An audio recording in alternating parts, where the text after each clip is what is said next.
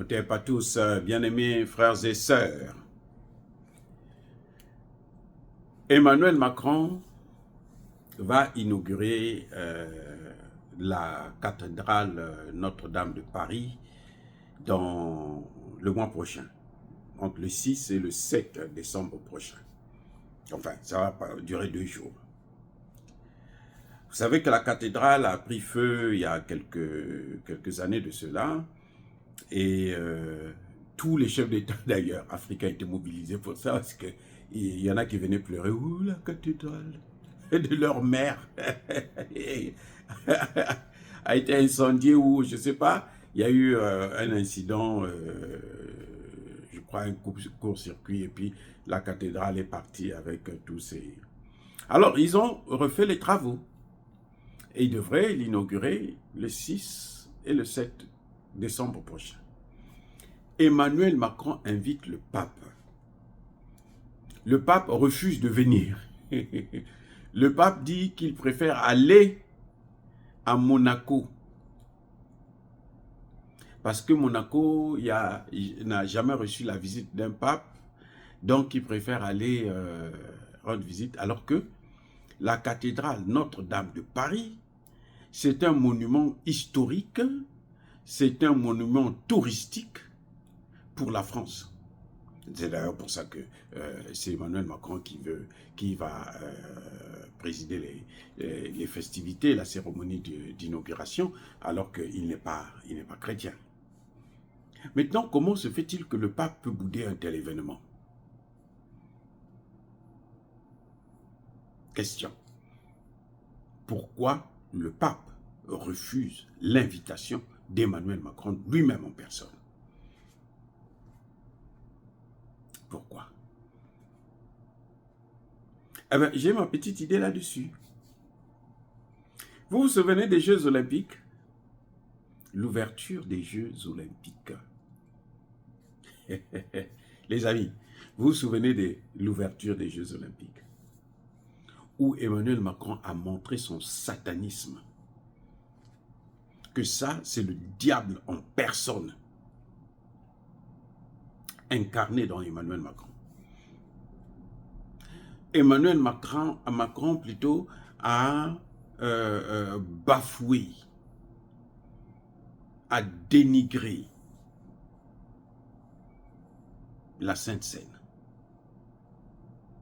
Il a démystifié la Sainte Seine. Il a transformé la Sainte Seine. Le repas de Jésus, ça a été pour lui... moi, bon, ces histoires-là, je crois pas, j'y crois pas. Hein. Je crois en Dieu, c'est clair. Bon, Jésus n'est pas notre Dieu. D'ailleurs, son existence même est contestée par tous les historiens de cette histoire, de cette époque. Bref, c'est pas là le débat. Mais je veux dire que c'est quand même une religion, et les Français se disent catholiques, chrétiens. Les Français, enfin les Européens, ils ont une culture chrétienne. Ce sont eux qui nous ont amené ça. Nous, on n'avait pas ça. Si quelqu'un vous dit qu'on avait ça en Afrique, ce n'est pas vrai. C'est faux, archi faux. Ce sont eux, les mêmes Français, Belges, Allemands, Portugais et autres, qui nous ont amené cette culture-là. Cette forme de spiritualité, cette religion. Oui, mais eux-mêmes, ils ne la respectent pas. Non, ce n'est plus leur problème. Emmanuel Macron a humilié. Et il a le toupet d'inviter le pape pour venir prier pour la cathédrale. Bon, oui, les amis, il y a quelque chose qui ne va pas avec ce type. Il y a quelque chose qui ne va pas. Les Jeux Olympiques, il n'y avait rien du christianisme. Non, il n'y avait rien du christianisme. Ils ont enlevé tout ce qui est christianisme. Bon, l'islam, c'est même pas la peine. Et ils ne peuvent pas y compter. Mais en tout cas, le christianisme, ils ont tout enlevé. Ils ont tout modifié. Et il appelle. Donc ça, c'est la réponse du pape, en fait. La réponse du pape est venue là maintenant. Il refuse de venir se souiller, hein, dans une cathédrale, que bon, dans un pays qui ne respecte pas sa religion, c'est quand même lui le dépositaire, c'est quand même lui le représentant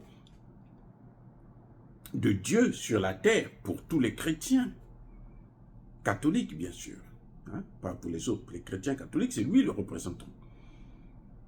C'est lui qui parle avec Dieu pour eux. Et on est en train de bafouer leur Dieu, c'est-à-dire Jésus. Eh bien, il ne peut pas apprécier ça. Ça, c'est la première raison. Mais il y a encore une autre raison, qui est beaucoup plus spirituelle encore. Mais c'est la suite du karma.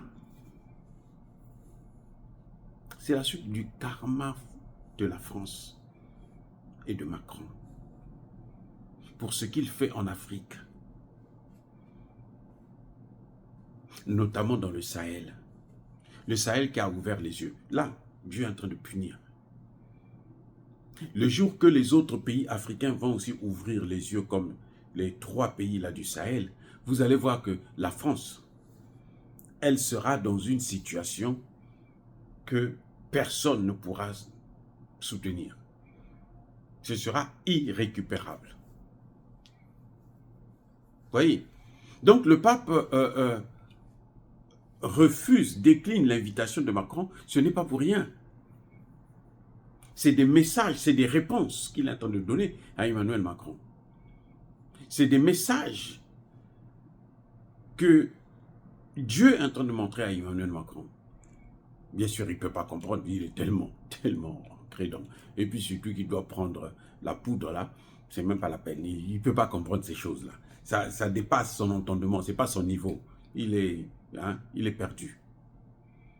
Oui. Mais quand même, en tout cas, on le voit.